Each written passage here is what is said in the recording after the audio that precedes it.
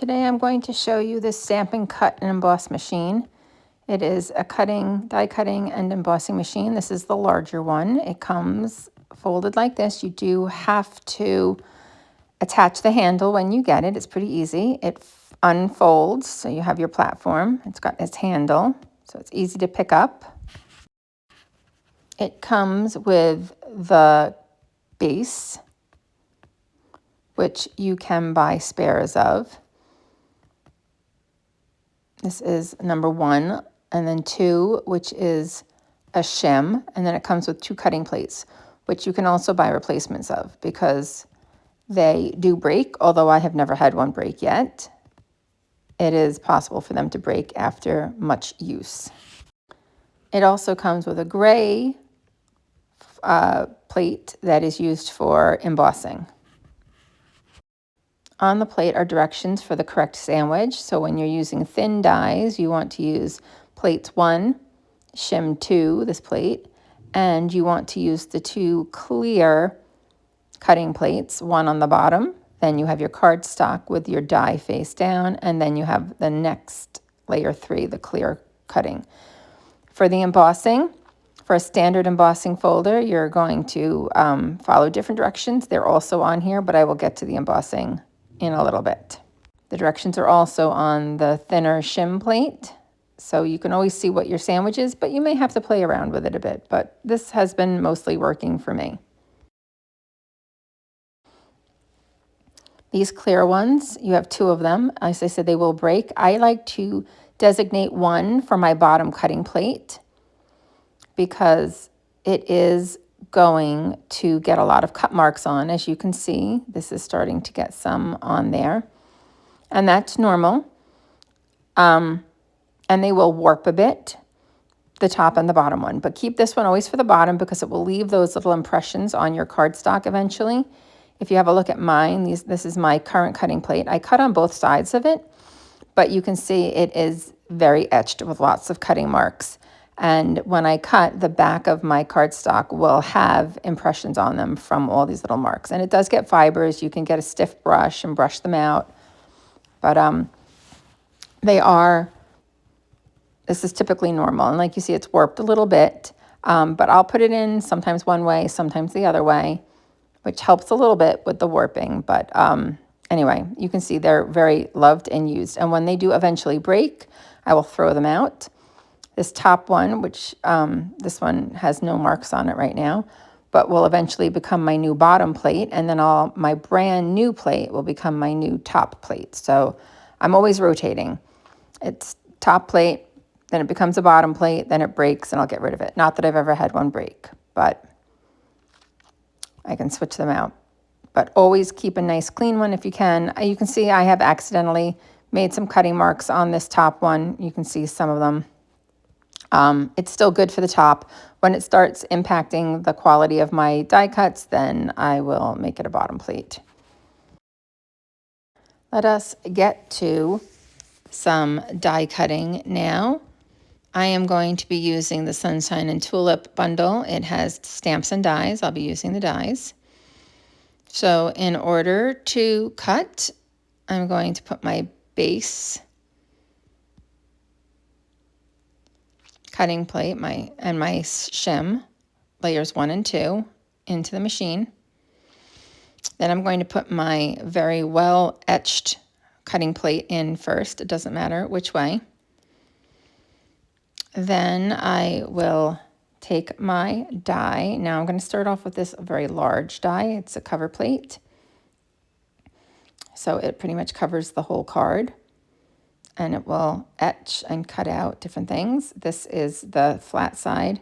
The cutting side has the raised bits that are going to do the cutting. So make sure you're always putting it cut side down. So I have my layer 1, my layer 2, and I have one of my layer 3 clear cutting plates. Then I put down my cardstock. Then I put down my plate with the smooth side up, the not cutting side.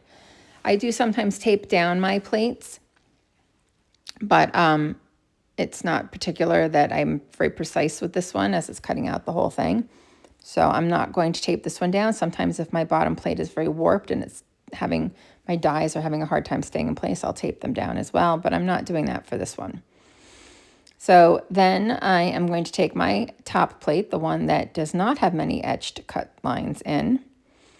If you put it perpendicular like this, it's going to be very difficult to push it through. It'll be damaging to your machine and could be damaging to your plates.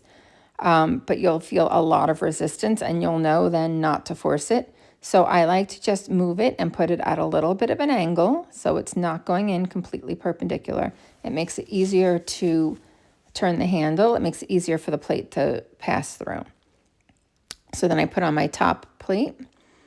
I push it till there's some resistance, and then I put a little pressure down and I turn the handle. Now I would hold the top like this, but I'm trying to keep my hand out of the view of the camera. So I'll switch and do it left-handed, which is a little awkward for me, but still, you can do it. You can always put it in from the other end if you are left-handed and roll it through with your left hand. So it will roll through either way. I like to only go through one way with each die. I don't like to go through and then backwards. But this can be turned around either way to be used left-handed or right-handed. So this little piece is extra, that's garbage. Then I will save all of these little tulips that are cut out because I can definitely color them and use them on cards. Even though that's not the main outline of this die. I also get my Take a Pick tool. All the dies have little release holes or ejection holes, so you can push through the hole and it helps to push out the cardstock from the other side because they will get stuck in the dies. So this just helps with ejecting the cardstock. And then here I have my plate, my cover for the card. And like I said, I'll keep all these in these little tulip pieces. I like to keep them in the packaging with my die. So I have this little bag that I put all my little pieces in to keep. And then I will store that in the packaging with my die. Here are the other dies that come in this set.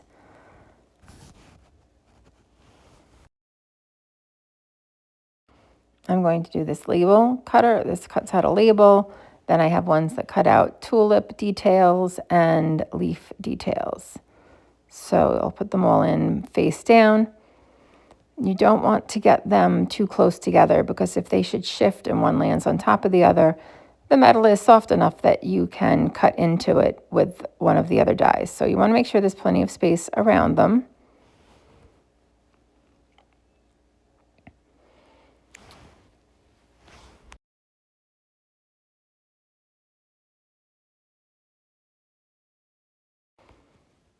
So I'm not taping these, but I could if I needed to. Then I'm putting down the other layer 3 cutting, the other number 3 plate for the top, making sure like they shifted a little. So I'm just spreading them out here a little bit.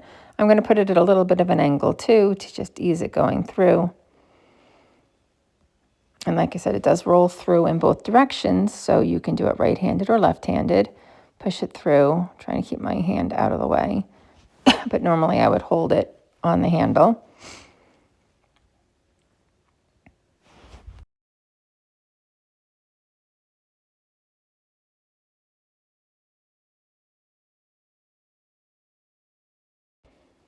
You can see which is the front because the front has more detail and is slightly beveled. It just has a nicer, more finished look to it. Then I have all these little pieces. And you definitely need to use your Take a Pick tool to push these out, especially the very fine outline details of the tulip and the leaves.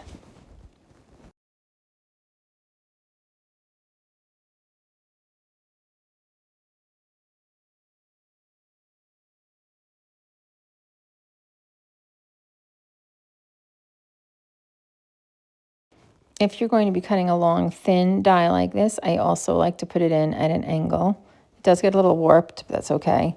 But I don't like to put this in perpendicular either. On the packaging, it does have a number. It tells you how many dies are included. This one has 10. So it has the large cutting plate, 3 tulips, the labels, and then the leaves. I like to get these magnetic sheets from Amazon, because you can see there's tape, but the tape rips off and it doesn't stick and it's just annoying.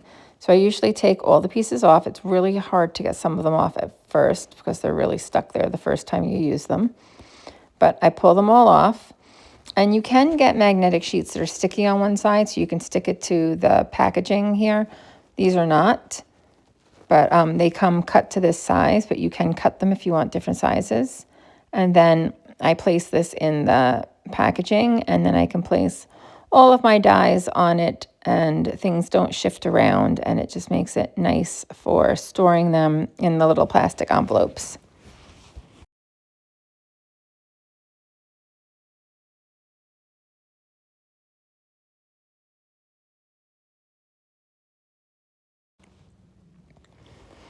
Then each one of these, the dies and the stamps, will come in separate envelopes when you buy them. So you end up with two of these envelopes, but I like to take one out, put them both in the same envelope. So I'll put the stamps facing one way, I put the dies the other way, and then they can both slide into one plastic envelope together with my magnetic sheet. And then I like to, like I said, have a little baggie with my extra cut pieces or the big pieces, and I store them all in the packaging together, so then whenever I'm making anything, I know what I have already cut, I know what I need to cut, and it just makes creating easier and more convenient when I have a lot of things in there. Sometimes I will just pre-cut a whole bunch of it and store it in. Now I'm going to show you, I'm going to use the Lovely Arrangement stamp with this leaf. I have already stamped it, and it has a coordinating die that will cut out around that shape. So in this case, I am going to want to use tape to tape the die down so that it cuts accurately around my leaf. So I'm going to get the coordinating die. I'm going to place down my base plate and my shim, and then one of the number 3 plates, the cutting one, my cardstock that I have stamped. Then I'm going to place the die cutting side down. It should perfectly outline my leaf, and wiggle it around until it's where I like it. You can use masking tape. If you use masking tape, you're going to want to use something that's low tack, and I would stick it to your clothing several times to get as much stickiness off as possible. But, you know, any kind of tape that's a low tack tape, because you don't want it to rip the card when you're peeling it off. I don't like to cover too much of my image, my stamped image. I like to try and keep it as much on the metal plate part as possible, because if it is sticky, it will rip the cardstock when you're pulling it apart. So I've taped this down so it doesn't shift. I'm going to put the top plate on, line it all up, get it all level, push it through.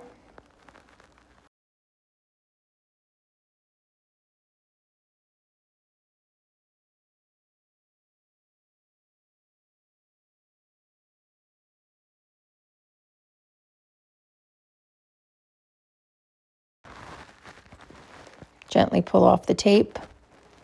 I reuse the tape, so I'll stick it to my machine somewhere because it's okay. It's good to use for several times. And there's my image, nicely cut to use on a card. See, you can see my yellow tape that's stuck to the edge, so I can reuse it.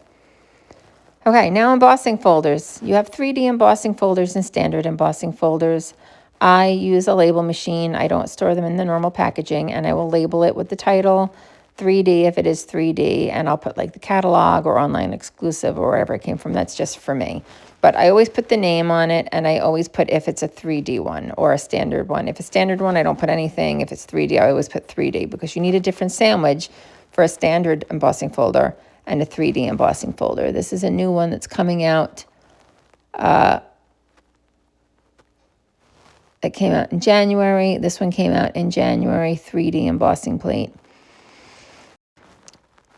This is the packaging that they normally come in, this plastic packaging. This is a set that will be coming out in March. And here's another one that will be coming out in March with the title.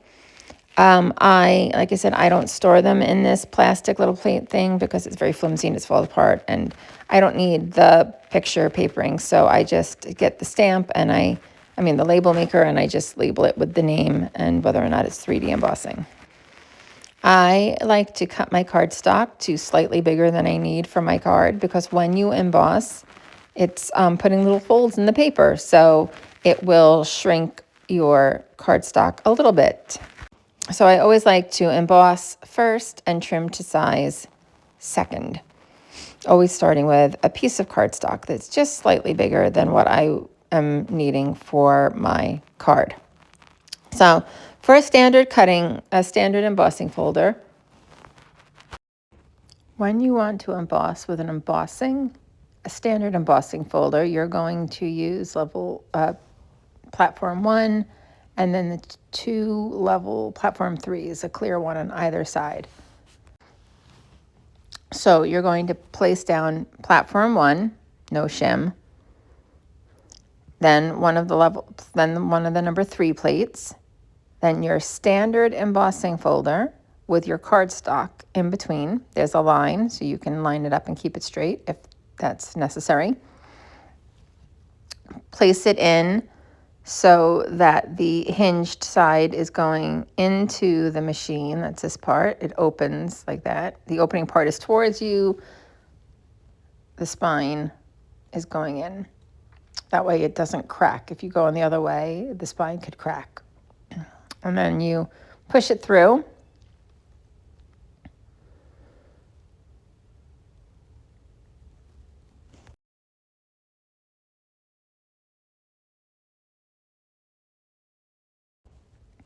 Open it up and you have your embossed cardstock. You have the debossed side and the embossed side. So one side, the pattern is debossed, goes in, and the other side, it is embossed, pops out.